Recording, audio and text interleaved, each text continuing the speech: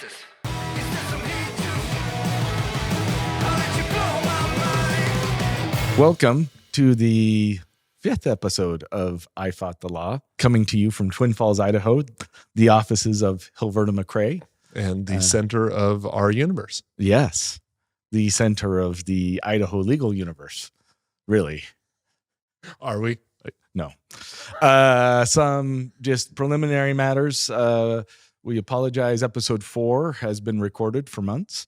We've hit some technical difficulties, and you may or may not ever see episode 4, but we're hoping to get it to you soon. But this is technically episode 5 of I Fought the Law, which is a major milestone. Major. 5 episodes of the greatest legal podcast Of all time. In South Central Idaho this year. Yeah. Based out of Main Street on Twin Falls, Idaho. Yeah, for sure. How you been? Good. We're deep in the middle of all the holidays. The holidays. And we've got some busy stuff. You want to tell everybody what all the craziness that we're up to? Yes. Well, as you may know from Pabst. You need a beer? Yeah, I need a PBR at 11 o'clock this morning. Want to put it past you? In past episodes, you know that Steve and I play in a band. We are not good. It is called Run Amok. And each year, our town puts on a lovely Christmas light display, our parade. I'm stopping you there. Okay. So anybody that wants to see a true nostalgic, awesome Christmas, I'm talking like, on Christmas Story where you watch the parade right before he goes to the store. Yeah. That's what Twin Falls puts on. Like we put on a few okay things, but the Christmas parade that lasts an hour is epic. And I love it. It brings me back to my childhood. So that's the preface for what we're doing. I am generally very anti-parade. I do not enjoy parades. Fuck is wrong with you? But, sorry, Bonnie. Okay, sorry, Bonnie.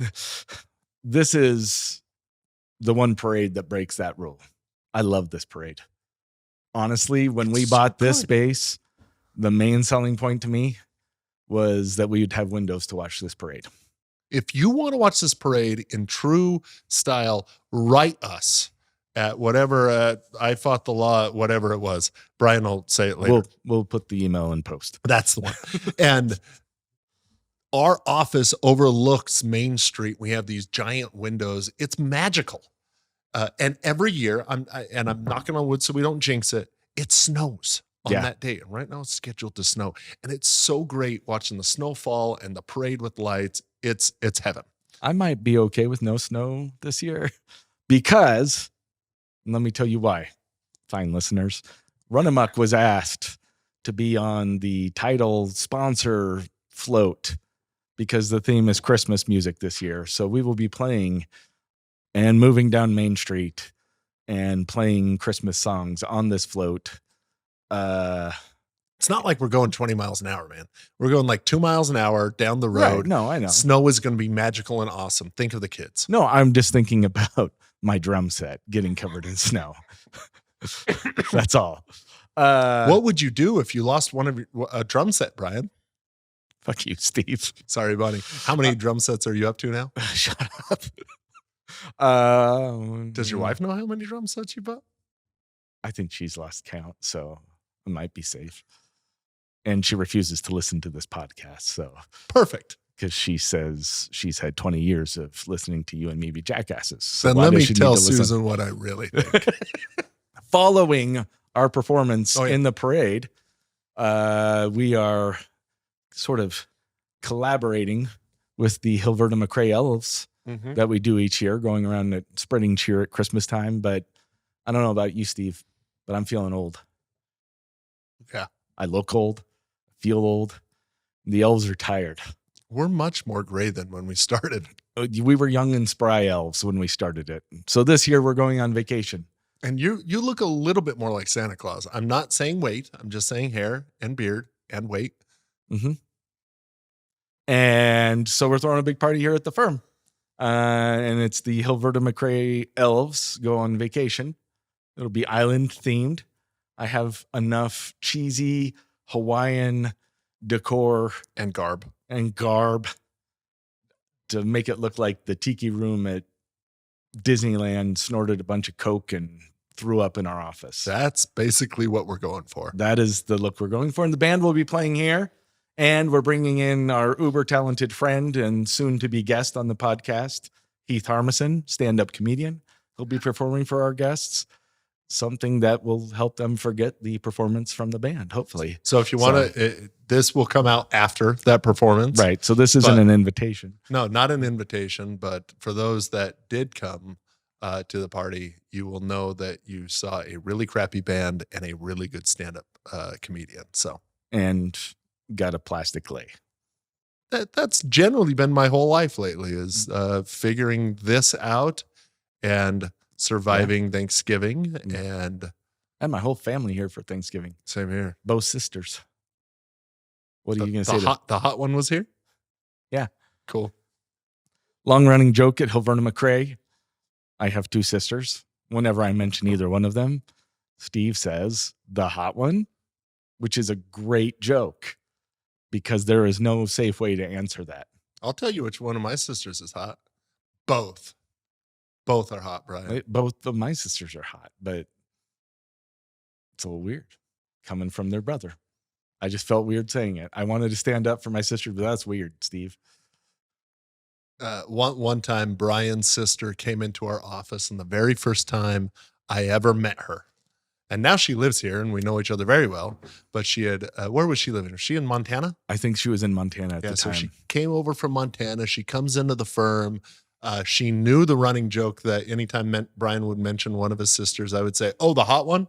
And she walked into my office. I was working, and she stood over my desk and said, "Hi, I'm Brian's sister. Am I the hot one?" And I looked up from my desk and I said, "Nope," and kept going back to work. And she's loved me ever since. Yeah, she has. So anyway, No. that's a good joke. But yeah, both my sisters are here with all of their kids.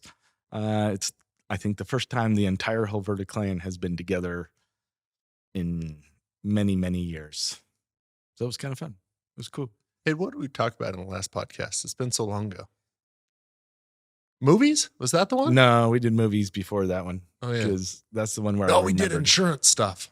I think we did some insurance stuff. Yeah, we talked about that. And That's right. hopefully we can get that. That'll be good. But that's not what we're going to talk about today. No. And yeah, last time we talked a lot about Brian's practice. This time we came in and we were talking about what we want to talk. We want to start getting guests on.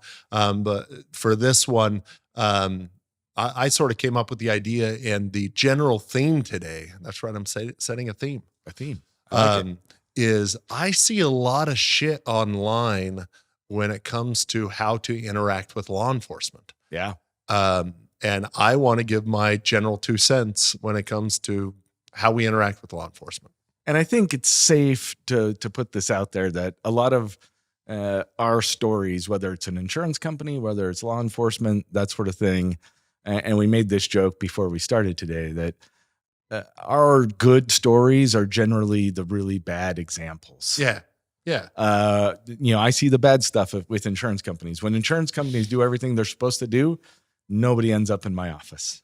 And Right. they end up being a great thing. They Yeah. can help a lot of people. Same with law enforcement. Law enforcement is great. And yeah, I think that's a great way to start in talking about law enforcement. I think that somebody who's a criminal defense attorney, I've never prosecuted other than a very short stint at the tail end of my law school career. But I've only been a check on the police. And I think it's common for people to think that I just hate them. Right. Or that I'm always going to be super critical of them. I work with them all the time. Well, and I think there'll be some people that listen to this that hear you say a check on the police, and they will take that negatively. Yeah. Because I don't think they truly understand how the system works, right? Right. Or even the Constitution. Checking the police is inherent in our Constitution. I mean, and if they're unfettered, we have examples over millennia of that gone awry, and checks on the police or checks on any system are necessary. Yeah, and that's what you do. Yeah, I think that's a good point. And the other point is, outside of being a check on police, I work with them.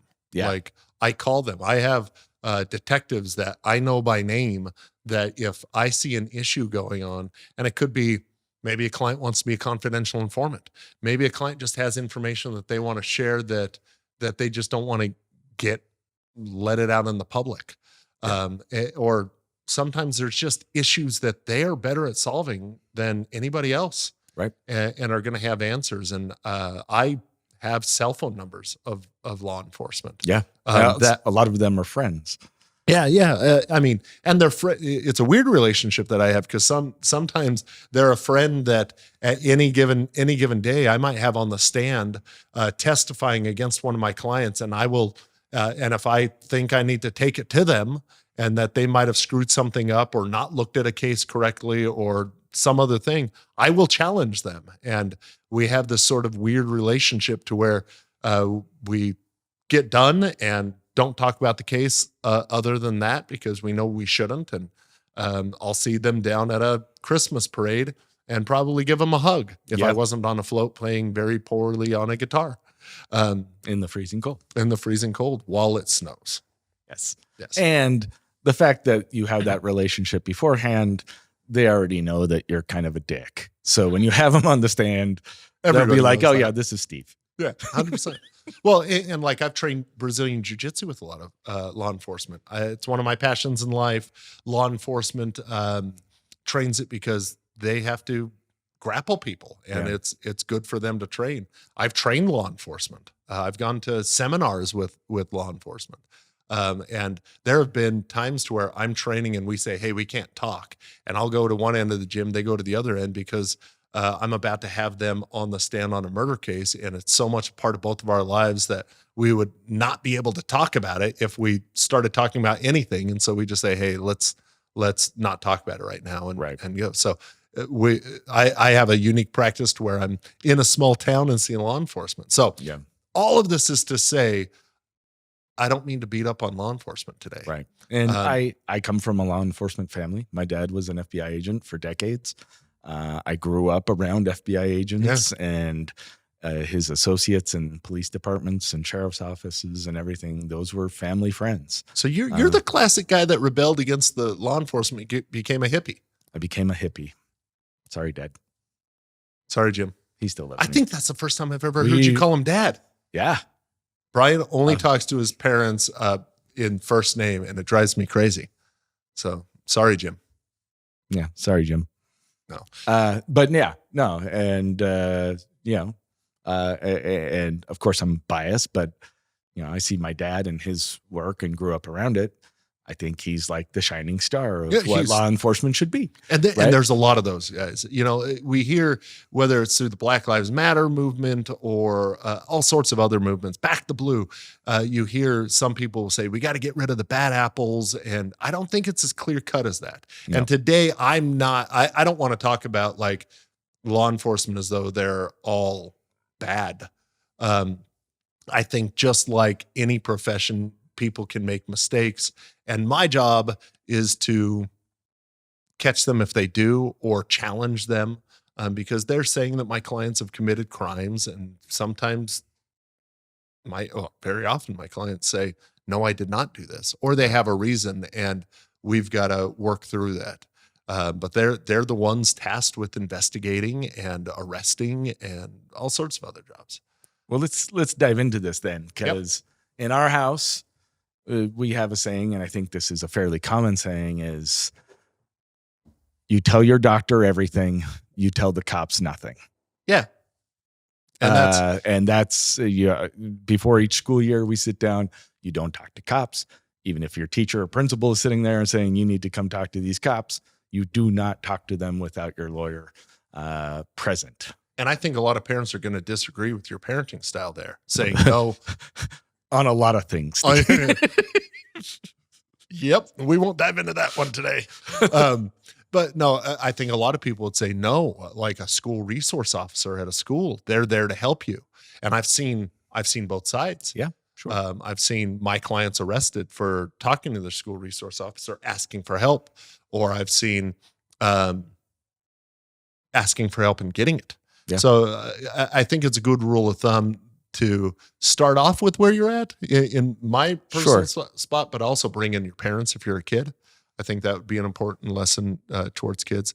I have a 13-year-old and a 3-year-old.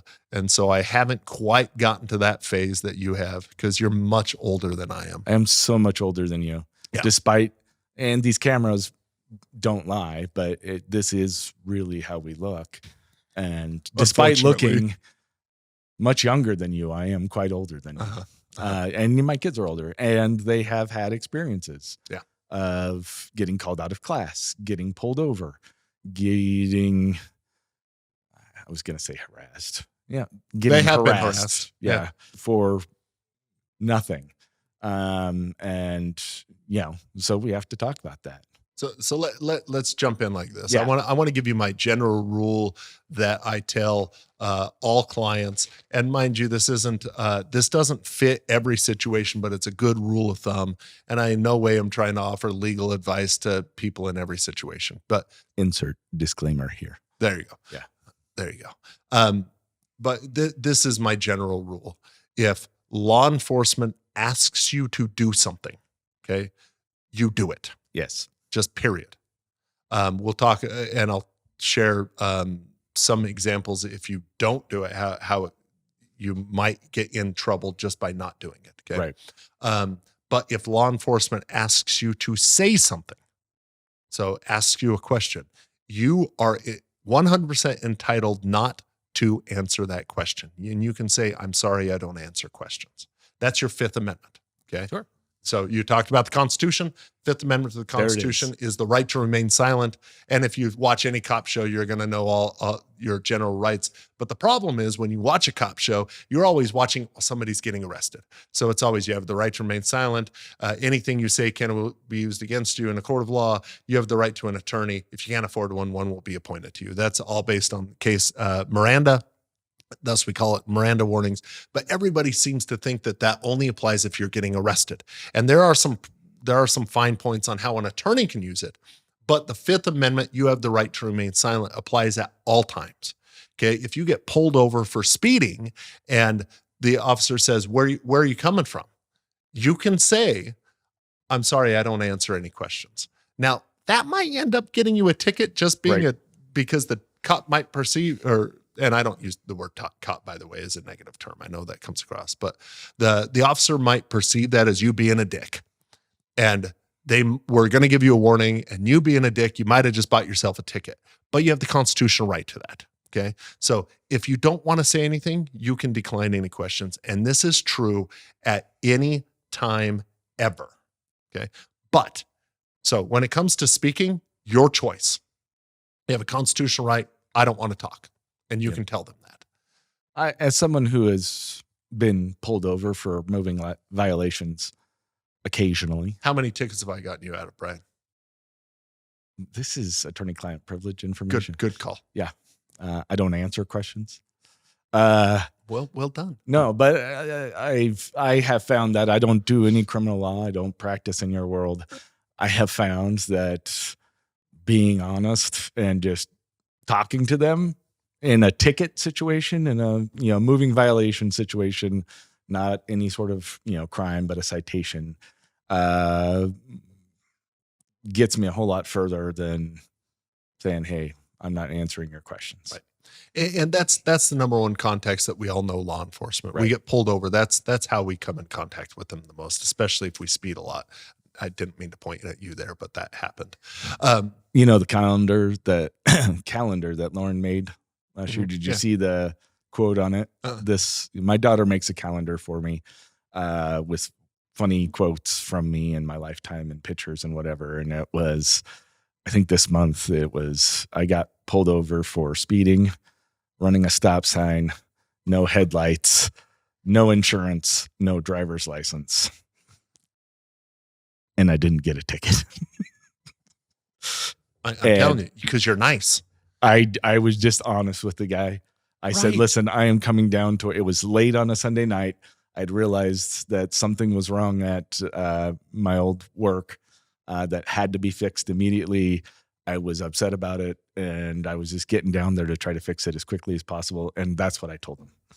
And he started laughing, and he's like, "You're good. Go ahead." Sure. And sent me on my way. So A couple months ago, I got pulled over, headed down from the hills south of Twin Falls, and I was going way too fast. And I saw a car that was going slow, and I thought, this guy's an idiot. And I passed him. It was a cop. And he pulls me over, and it just so happens where I pull over is the like 6th speed limit sign, all confirming the speed limit at 45 when I'm doing like 70. And as I pull over, there it is staring me in the face. And he came up and said, "Do you know what the speed limit is?" And I just started laughing. I'm like, "Yeah, it's right there." I'm like, I'm an idiot. He didn't give me a ticket. And this is a guy I've had on the stand, like during serious hearings. And he was great, and he was gracious and kind and reminded me. And in all honesty, we own a cabin in these hills. I come down from there all the time, and the way that he treated me was better than giving me a ticket, I think, because I have entirely curbed my actions. And he brought up some good points. He's like, there are moose up here, there are all these animals, and Sure. and we see wrecks. And again, when we talk about checks and talk or being critical, officers are people too. Yeah. And they're, I like to believe it's the hippie in me that people are generally good. Wait, the hippie in you thinks that law enforcement is generally good? I think people are generally that is good. That is not consistent with your mindset. No, I didn't say that. I said the hippie in me believes that people are generally good, and law enforcement officers are people too. Yeah. No, yeah, and I agree with that. But either way, when you get down to your rights, and we're all people, we all can make choices, and that's the beautiful part about our country.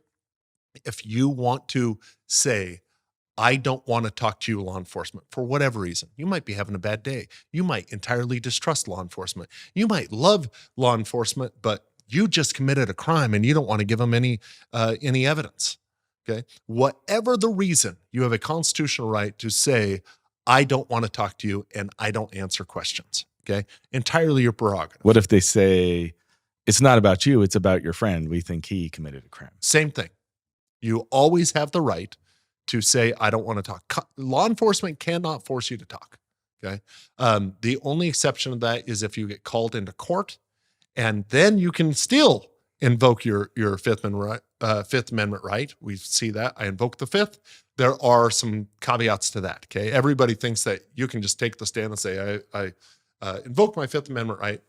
Technically, if a prosecutor, and this is a very quick summation, but if a prosecutor grants you immunity, a judge might order you to actually talk. But that's a whole different circumstance. I just want to talk about series of episodes on that. Right. Yes. Now, getting back to my general rule, if law enforcement asks you to talk, you have the right to turn them down. Okay. That's your Fifth Amendment of our Constitution. Absolutely. But if law enforcement asks you to do something, my general advice, and it's a very, very, very, or I think it applies in most cases, is do it. Let me give you an example. You're walking down the street. Law enforcement comes around and they seem upset at you and yell at you, "Get on the ground now." Get on the ground. You've done nothing wrong. Right. What's your initial reaction? Be like, why? Yeah. Sorry, Bonnie. Why are you having me get on the ground? Yeah. You want to challenge it because you've done nothing wrong. Remember, they are the keepers of our community in many ways. There might be a guy with a gun behind you, or on a rooftop, or there might be a number of things that they might be telling you to get on the ground. Get on the ground. Okay. Right now on YouTube and online, there are a plethora of videos of people wanting to challenge when the officers tell them to do something just for the sake of doing it. Now, just for views on their videos. Yeah, absolutely. Now, mind you, if officers are doing something illegal, okay, commanding you to do something that they don't have the legal authority to do, you have some potential repercussions. There are lawsuits you can file. Most don't. If you end up if it is that they're seeking to arrest you and they've commanded you to do something illegally, there might be evidence that gets thrown out. But a general rule of thumb is officer asks you to do something, do it. Okay. Now, one big one that I really want to talk about is if you get pulled over under suspicion of DUI right now. Okay. And I don't care if you've been drinking or not. Okay. At least in the state of Idaho, and this is most states, and people don't know this, and I have to explain it to so many clients, the more people that know this rule, the better it is for everybody. Idaho is what's called an implied consent state. Do you know what that means? I think so. Okay. I'm going to go out on a limb here. Okay. It means that if you get behind the wheel of a vehicle with your license, you have already given consent to a breathalyzer.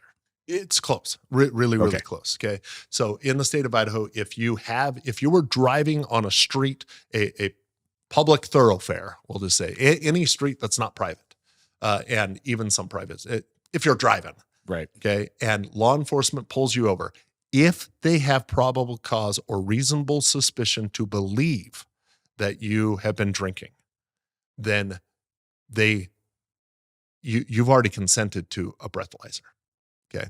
Now, so what I'm saying is do not turn down the breathalyzer. Interesting. Okay. There's a lot. There's a lot that disagree with what I'm saying right now. Yeah. But in the state of Idaho, if they did have reasonable suspicion and you turn it down, the law says you lose your license for 1 year. Regardless of whether or not you were intoxicated. Exactly. Yeah. It's a refusal statute. And a lot of people are refusing. And one, officers commanded you to do it, generally do it. Okay. And two, if they are in the wrong, your recourse is going to be in the court. Right. Now, mind you, your recourse is only going to ever happen if you were actually drunk and you blew hot. Okay. Right. But let's say law enforcement did not have reasonable suspicion to pull you over. Okay. And there's lots of case law on this. Okay. That regulates when they do and when they don't. But let's say they pull you over for speeding. They smell, I'll give you a case on point. The only thing they see are bloodshot eyes. Your eyes are bloodshot. They don't smell anything. You're not slurring your speech. You haven't driven in a pattern that would denote DUI. All they see is bloodshot eyes. And this is an oversimplification, but there's case law on this point.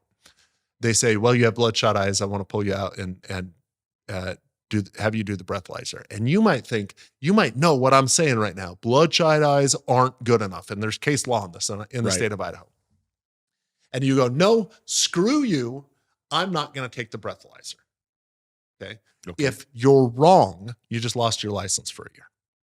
If you're right, you take the breathalyzer, you're going to get arrested for DUI, hire a good lawyer, and they'll get you, and they'll file what's called a motion to suppress, saying that the law enforcement violated your Fourth Amendment right. Again, another constitutional provision saying that they did a search that they were that was unlawful.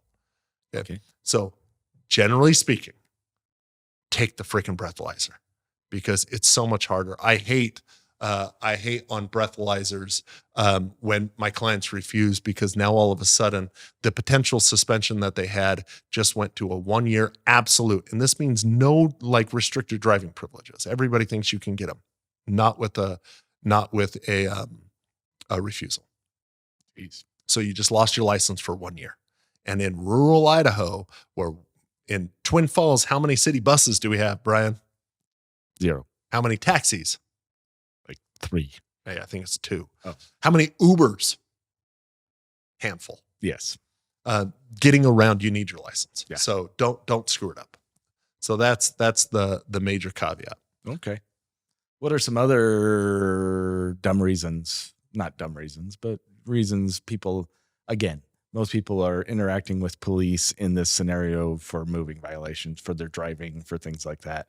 What are some of the other ways people get pulled over? Yeah, we great question. We all know if you speed, you're going to get pulled over. Okay, and this is my term.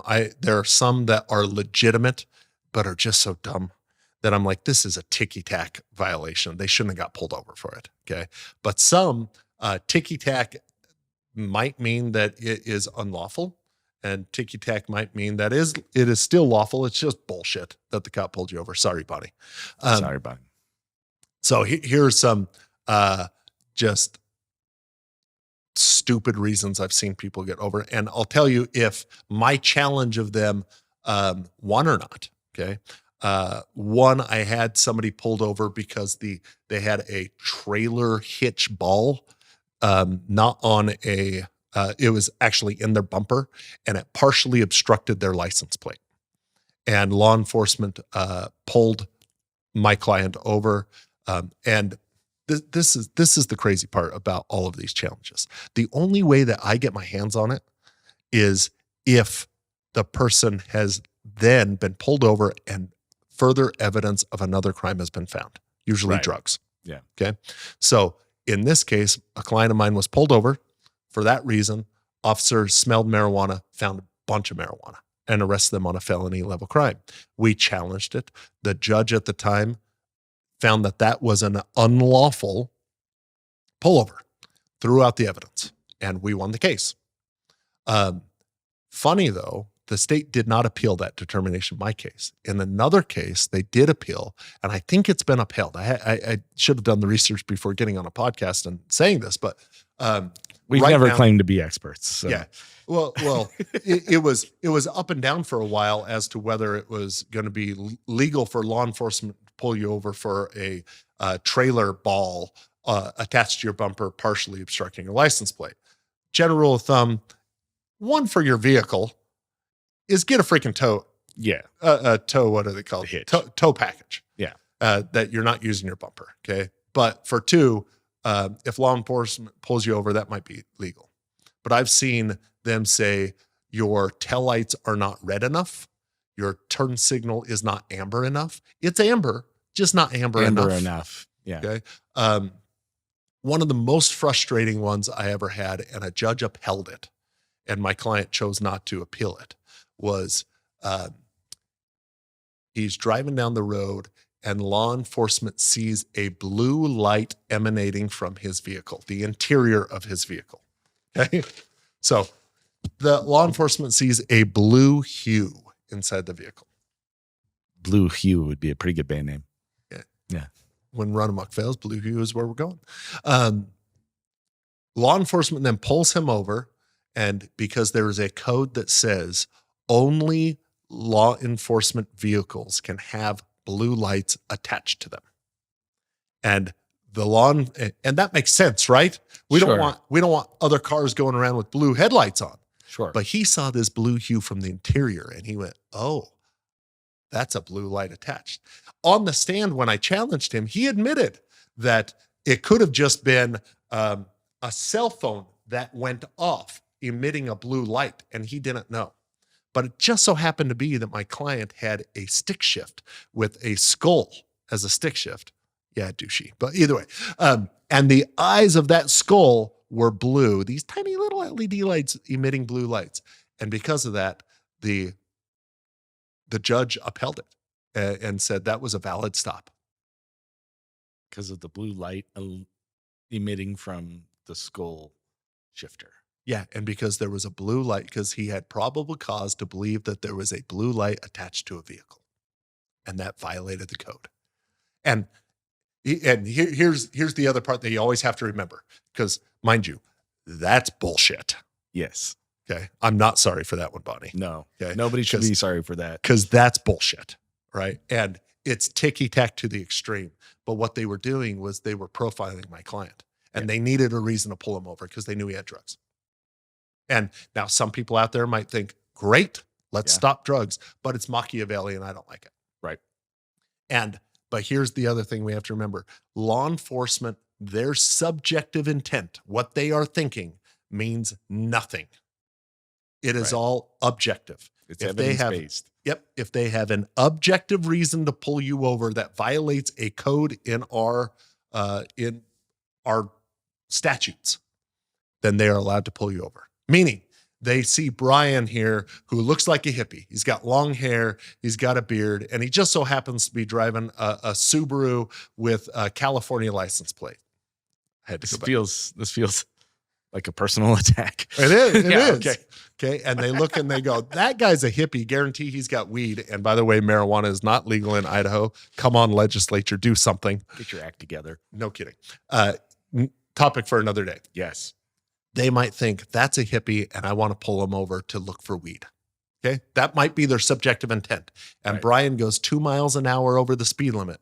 They're allowed to pull him over, even though they're profiling him.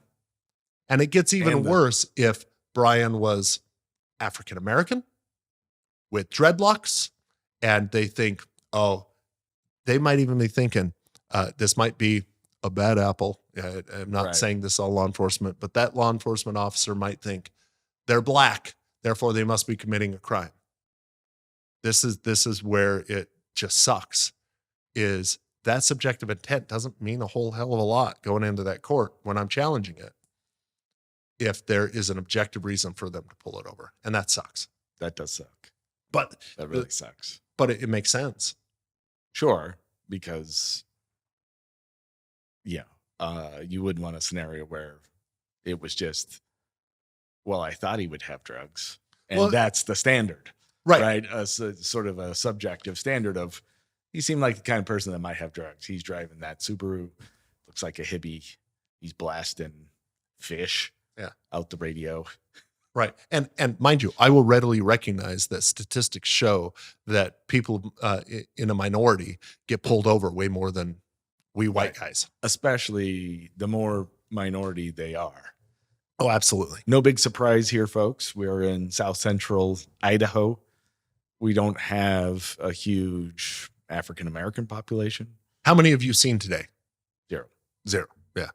How many African Americans have you seen this week? In town, in person? Sure. Zero. I saw one. Yeah, Yeah. One yesterday. And that even sounded bad when I said I saw one. Like I'm categorizing them. No, But but it's The point is we don't have African Americans. And when I do, that many. Yeah. yeah, we don't have that many. And when I do, it's usually in the context of law enforcement has arrested them. And so I always have this knee-jerk reaction. We have a lot of people who are Hispanic, and I think that they are targeted often.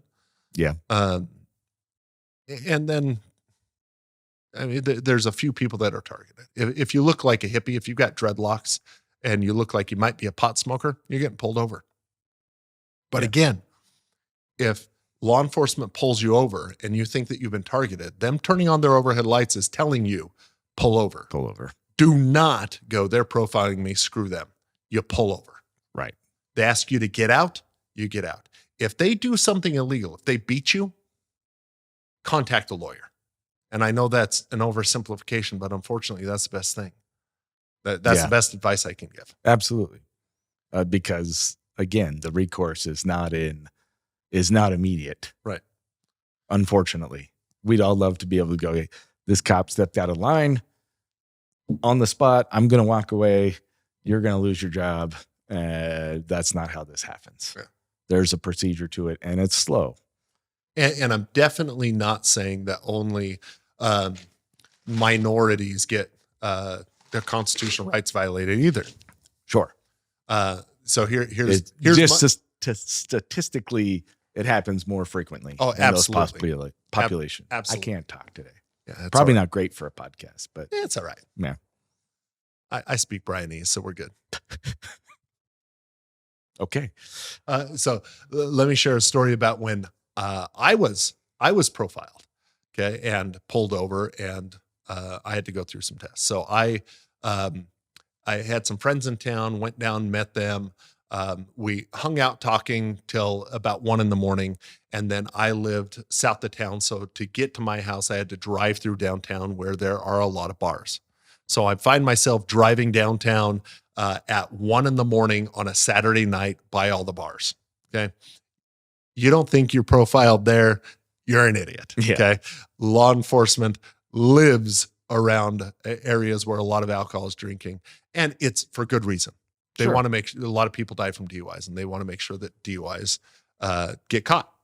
They're enforcing the laws. Yeah, before, of DUI. and if I was drunk, before I get out of town and run into somebody's house, dog, kid. They want to make sure that I'm driving safe. But they absolutely profiled me. So I'm driving. I have a old Jeep Rubicon, and it's tiny. I'm 6'5". I don't fit in it very well. And so my phone that's in my pocket is uncomfortable when I'm in it. So I always take it out, and there's a spot on my dash that I put my phone. It fits perfectly. So I put it up there, and I'm driving. It just so happens my friends that I had been hanging out with texted me just, hey, it was great to see you tonight.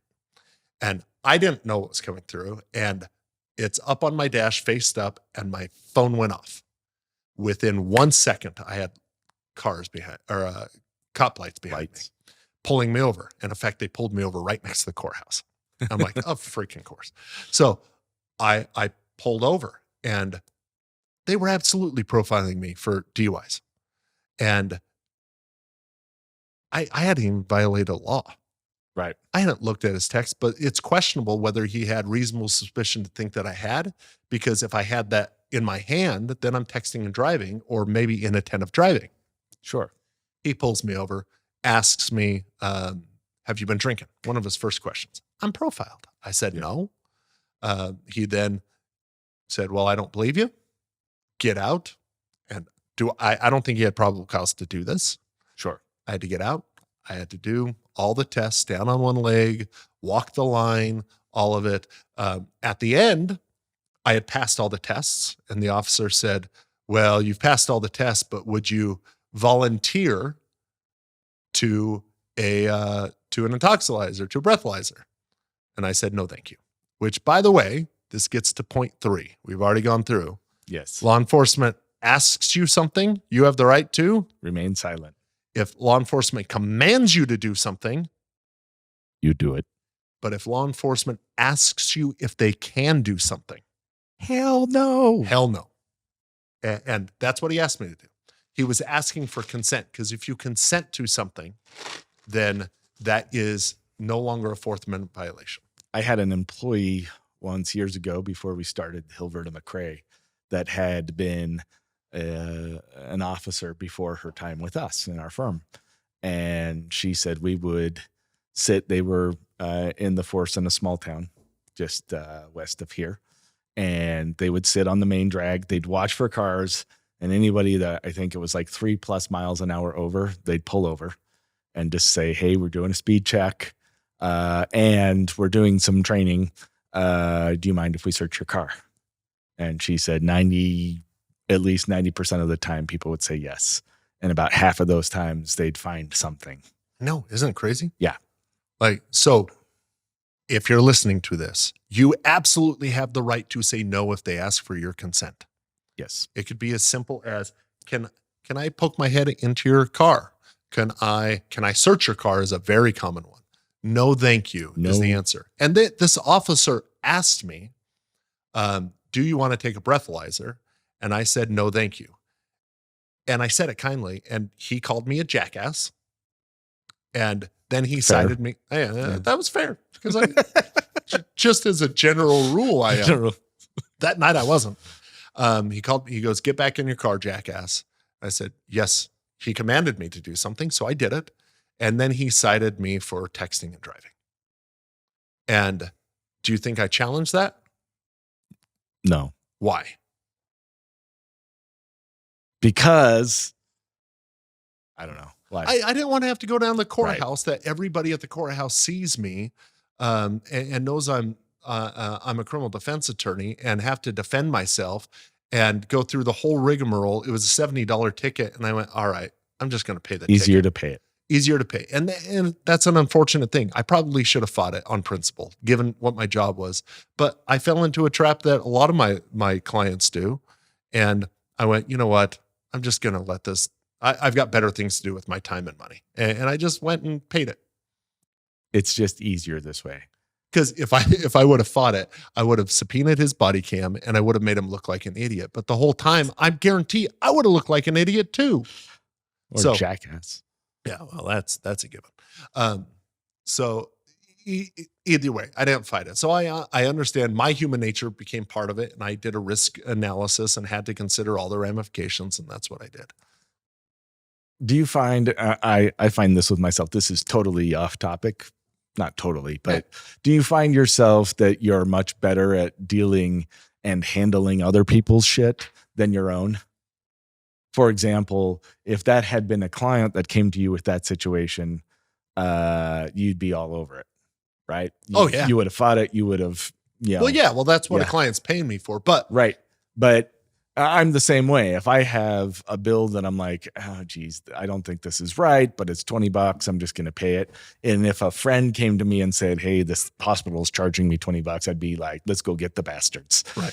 I'm good at dealing with other people's stuff. I think that's a level like 101 or 201 level lawyering, is to go in and just say, here's your constitutional rights. Here's how I can enforce it. I find that the longer I practice, I know the practical ramifications of things, and I'm able to advise my client, hey, listen, you have the right to do this. And if you want me to, I can. Here are the potential ramifications of those. Like, you might be embarrassed going into court, that sort of thing. And I don't do that to try to dissuade clients from enforcing a constitutional right. Sometimes it's not as clear cut as mine.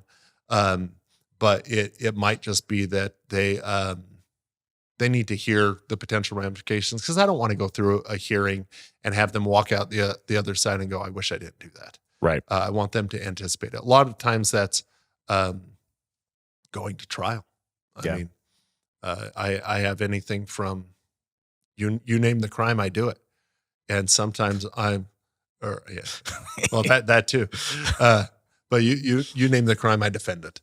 And clients have to make tough choices, because sometimes going to trial while enforcing their constitutional right to a trial and to make the state produce the evidence and all of that would have, maybe sometimes we're calling their wife and or kids to the stand as part of the defense, and putting them through the horrible thing that is a trial, the trauma of a trial. And I have clients that say, no, I don't want to do that. And sometimes I'm saying, you need to do this. You have to do this. Like, we have to. And they say, no, I won't do it. And mind you, every client is the captain of the boat. I'm just the first mate, and they get to make the calls. I don't, which I love. And my job is, number one, to advise them of all risks. And sometimes the risks aren't just legal, they're practical ramifications. Sure. Like me going, all right, I'm going to have to go defend myself, and I'm going to have a prosecutor who now prosecuting me on a ticket that I'm going to have to deal with. And I'm all of the people down at the courthouse are going to look and go, oh, there's Steve defending himself. There might be something. It was worth the $70 just to pay the ticket. I could have defended you. No, you couldn't have, Brian. Which is why when I got in a car wreck, I hired you. That's right. That's right. We know what we're good at. Yeah. So all of this goes to those general rules. And if you ever have a question on those rules, for the love of all holy, don't get on YouTube to look it up. That's the nature. The internet is ruining this area of law. Call a well-trained criminal defense attorney. Okay. Because they're going to know the rules and tell you. Unfortunately, most of the time you're acting quickly and don't. Right. But to that point, buy yourself time. If you were ever like, and I'm telling you and anybody listening, if you think that law enforcement is that you're a suspect of a crime, whether you know it or not, you might just be asked to come down to the police station to give a statement, or called on the phone to give a statement. Talk to a lawyer beforehand. Okay. Or go with a lawyer, because they're going to know the ins and outs.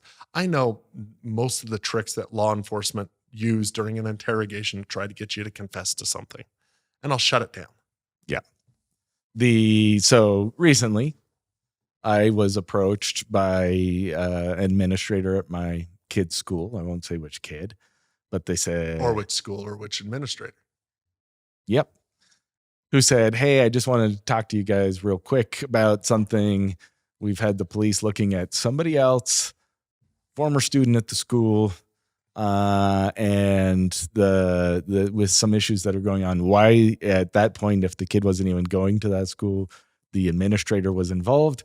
I don't know, but he said, they'd really like to talk to your kid. And I was like, yeah, no, that's not happening.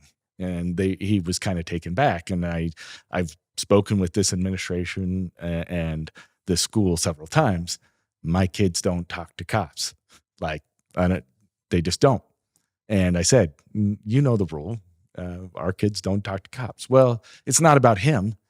They just want information on if he knows anything about something else. And I said, he's not talking to them. And he goes, well, he turns, well, now I just outed him, but he turns 18 in like a week. You only have one son. Yeah, I do. And I was like, yeah, it's his call at 18, but I'm just telling you, sure enough, after he turned 18, they went and said, hey, they really want to talk to you. Will you talk to him? And he, no. You're declining? Yes. What the hell this administrator was thinking on getting involved in this process is beyond me. But and here's the thing is, a person in that situation could, there are practical ramifications, even though they might even say, we are not looking at you. We are investigating somebody else. We just think that you have evidence of a crime. And maybe a kid, it might be murder. yeah, Or somebody might be molested. I can think of real practical reasons why somebody might want to say no, even if they were an actual witness. yeah, And I know the story well. I don't think your son was an actual witness, but he wasn't. But right, he wasn't. Yeah. But he is well within his rights, and it's going to sit poorly with people listening to this. That I guarantee some people are like, "You're out of your mind, Brian." Or if He could help. if you're not guilty of anything, then you have nothing to hide. Yeah, I hate that line so much, and I hear it all the time. Or help me help you. No, screw you. I have my own rights, and I get to determine what's best for me. And I'm choosing not to talk to you, law enforcement. You're well within your rights. And I understand why some people might say, you know what? No, let's talk. But Right. let's say we know it's your son. Okay. Definitely outed him. Let's say that Sorry, Baker. let's say that he did. And I know the actual facts of the case, but I won't disclose those. Let's say that they were investigating the friend for drugs. Okay. And let's say that your son knew those facts and he just thought that guy might be, and these are not the facts of this This scenario, totally made up. that but- he's a dangerous guy. Yeah. And him sharing information might put his life in jeopardy. Law enforcement might not know that. Right. Well within his rights. And anybody giving any law enforcement giving somebody crap for enforcing a constitutional right is when they become law enforcement, they take an oath to uphold the Constitution. So do we as lawyers. Sure. So do judges. So do firefighters. Uphold the Constitution. And to me, it strikes. I understand why they'd be upset because they have a job, they want to investigate, they have their source, and they want to go at it. But they need to recognize that, yeah, I have a constitutional right to remain silent for myself or somebody else, and I'm going to enforce it. And yeah, and let's not chip away at people who are trying to enforce those rights. Yeah. So another kid story. I won't out this kid. Maybe I probably will by the time the story's over. I'm sure you will. They had just started high school at a bigger school. And of course, we had the talk before going back to school. You don't talk to cops. And I'm in court one day and my phone just starts blowing up. I can feel it buzzing in my jacket pocket. And I'm like, what is going on? And of course, I can't look at it. I can't, And so I get done with the hearing. I look at it and it's my wife and this particular child freaking out because they were talking to the cops. And I was like, what is going on? Why are they, So by the time I had gotten to it, they were done speaking to the cops and had gone back to class. Turned out that there was a scenario where some student had allegedly made some sort of threat the day before of, well, I could hurt some people. It wasn't, I'm going to shoot this place up, but it was Right. something along those lines of some sort of threat. And they were asking all the kids in the class. Or the kids that sat by this particular student. And so I, of course, went over there, even though the interview was done. And there's probably 8 officers lining the hallway by the principal's office. I went into the principal's office and I was like, what the hell? Why are you pulling? I mean, this was at the time a freshman. What are they? 14, 15? 14, 15-year-old. You're pulling them out of their classroom, putting them in a room with at least 4 officers who are grilling them. And you don't even fucking call the parents. Sorry about it. Nah, I'm not sorry. Like this. Yeah. Call the I- parents. Like let the parents know. Yeah. And he's like, well, this was time sensitive. And I said, no. I said, one, your job is not to help these guys, Mr. Principal, who's no longer a principal. Yeah. And the school district hates me anyway, so who cares? Yeah. And 2, these guys out here, I said, they have all sworn an oath to protect the Constitution, and they have no problem pulling a 14-year-old into a room with 4 of them saying, answer our questions. Yeah. And I said, they have no idea that they're destroying the Constitution. They're all in the hallway, you can hear them just like Foaming at seething. the mouth. And I'm laying into this principal, and I know I'm being overheard. And I walked out of there. I had to like do the, walk the, what is it? The shadows of the valley of death between these officers who are all just glaring at me and like, Welcome to my searing, world, Brian. yeah. That's like every And I'm week I like, do that. do you really not realize that this is a problem? I know you're, in this particular situation, I know your intent wasn't a problem, but imagine if she had said, yeah, I heard this kid say it and didn't report anything. Yeah. You've seen people charged in that situation. Not the kid saying something, but the kid saying, oh, yeah, I heard something, but I didn't say anything. And all of a sudden they're getting charged with, some things. I had a similar experience that I think might even be worse. There was a stream of burglaries around my house. Tons of houses had been broken into. Just so happened that I was a Boy Scout leader at the time. And I showed up to a meeting with, there was like 30 kids there. And one of the other Boy Scout leaders was also an officer. And he was like, hey, I'd like to say something. I was like, all right. And he hopped up and he said, so you guys know there's been a lot of burglaries. If you have any information, let us know. That's all fine. And he said, our number one suspect is, and it was a Hispanic kid. And he said his name. And then said, so if you have any information, let me know. And I got up and I was livid because I thought he overstepped, because here he just, in my view, let just one out at a kid that might not be the one doing it. And 2, put every kid there in danger of potentially this kid. I don't know, but I also knew this officer, and I knew that he was genuinely trying to solve a crime because they were having burglaries they couldn't do. And you were right at the beginning. The way we started this podcast is we get inflamed. Like you just got I was riled up. I was going back up. thinking about how riled up I was, and I got riled up again. And they might be, and they might have been in the wrong in your case, but they might have been in the right, depending on what it was. Sure. And we always have to remember that. Like, law enforcement is trying to do their job, and they're trying to often solve crimes and prevent future harm.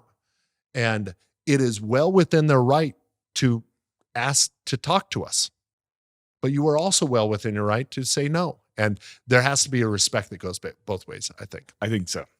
But mind you, I got no problem that if I think there is no respect and they're that they're not within their rights, to fly off the lid and raise some hell, especially if it's for somebody else, one of my clients. Right. I don't want to say, oh yeah, let's just work with law enforcement, but that is part of my job. Yeah, part of it's problem solving, right? But this is interaction, social skills 101, and it happens with law enforcement too. And unfortunately, we have a plethora of just shit information out there online on how we should be treating one another. The way I'll be on a slight soapbox, but the way that we're just treating people in general is changing given social media and everything else. But with law enforcement, it's getting even worse, and it's becoming even more polarizing. Knowing our rights is the first step. So knowing that you have the right to say no, thank you. But don't take it farther than that. Don't Yeah. say you're an idiot. Screw you. You don't know the You don't know my rights. All of that. We could have another podcast about when to say things like, am I being detained, and all of that sort of thing. That's a whole nother issue. But generally speaking, if law enforcement asks you to do something, do it. Your best recourse then might be a lawsuit.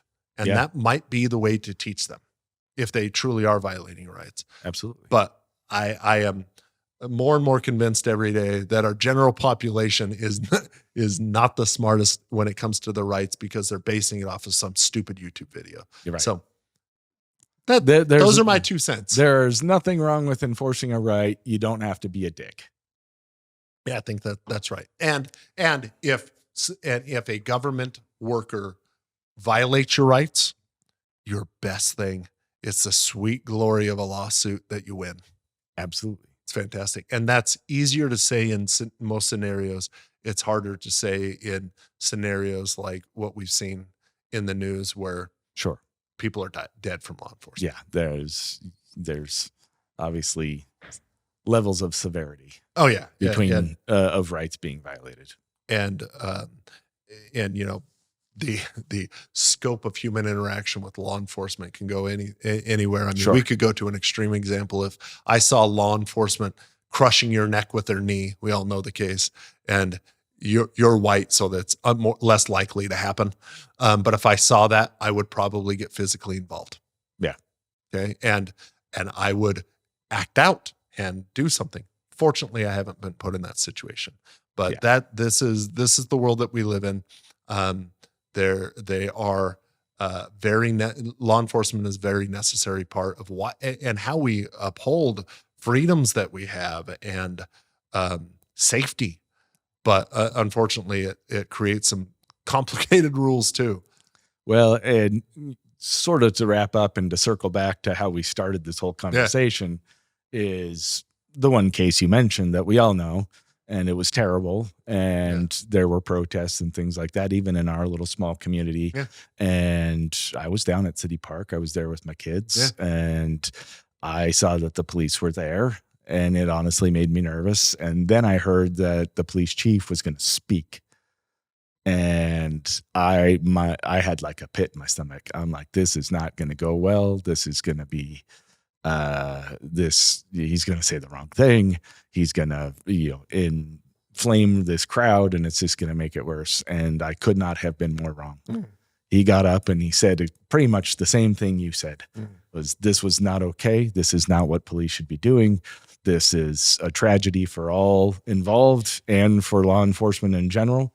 And this is not what the Twin Falls Police Department is here to do. And we want you to know that we don't think this is okay. Yeah. And I was like, wow, yeah, we don't, again, we're highly critical of things, be it law enforcement, be it insurance companies, but a lot of the time they do things right. And he certainly did something right there, and responding to that.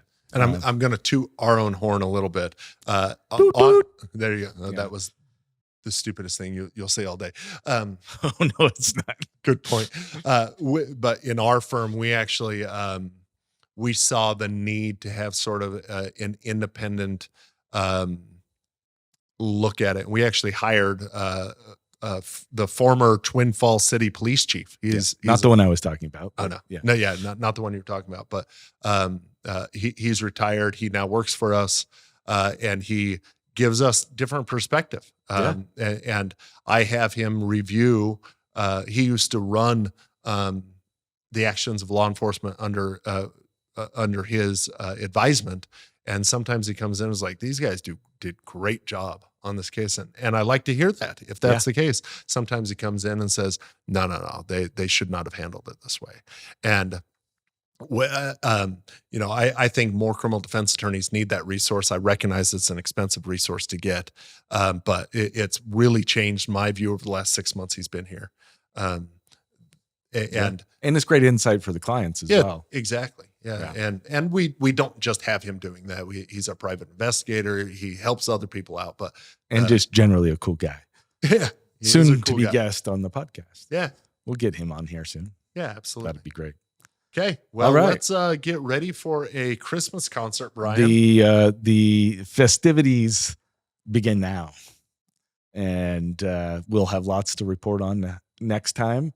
Hopefully, we'll have you episode 4 and episode 5 in short turn. We will put the email address and the link below. I don't know how these things work, but great new producer Zach here will certainly help us out with that. And we hope you like the new look. We hope you enjoyed your Thanksgiving, and we hope you have a wonderful, wonderful holiday season. Happy holidays, everyone.